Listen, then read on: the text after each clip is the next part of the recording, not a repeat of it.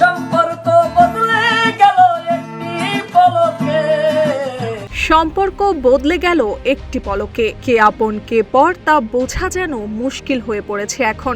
যাকে হাতিয়ার করে ইসরায়েল এতদিন তার সাম্রাজ্য বিস্তার করে আসছিল, এখন সেই নৌকায় যেন ডুবতে বসেছে। একসময় যাকে বলা হতো আমেরিকার সবচেয়ে ঘনিষ্ঠ বন্ধু, সেই ইসরায়েল কি এবার ওয়াশিংটনের রাজনীতিতে তার অবস্থান হারাতে বসেছে? সাম্প্রতিক জরিপ ও রাজনৈতিক বাস্তবতা বলছে, যুক্তরাষ্ট্রে ইসরায়েল নিয়ে জনমতে বড় পরিবর্তন ঘটেছে, যা দীর্ঘদিনের সম্পর্ককে নতুন করে প্রশ্নের মুখে ফেলেছে।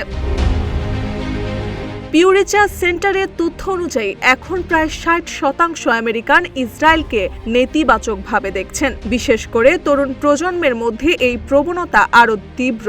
18 থেকে 29 বছর বয়সীদের বড় অংশ ফিলিস্তিনিদের প্রতি বেশি সহানুভূতিশীল। এনবিসির জরিপও বলেছে, এই বয়সীদের প্রায় 3/4 ইসরায়েলের চেয়ে ফিলিস্তিনিদের বেশি সমর্থন করেন।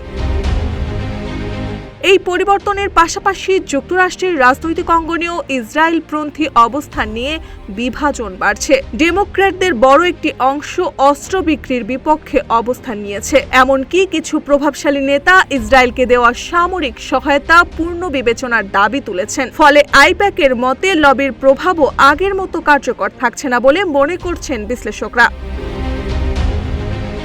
অন্যদিকে প্রেসিডেন্ট ট্রাম্প ও বর্তমান রাজনৈতিক নেতৃত্বের মধ্যে ইসরায়েল ও ইরান ইস্যুতে মতপার্থক্য সম্পর্ককে আরও জটিল করে তুলেছে। সব মিলিয়ে প্রশ্ন উঠছে, যুক্তরাষ্ট্র ইসরায়েল ঐতিহাসিক বন্ধুত্ব কি এখন নতুন মোড়ের দিকে এগোচ্ছে? মার্জিয়া মৌ, রূপালী বাংলাদেশ।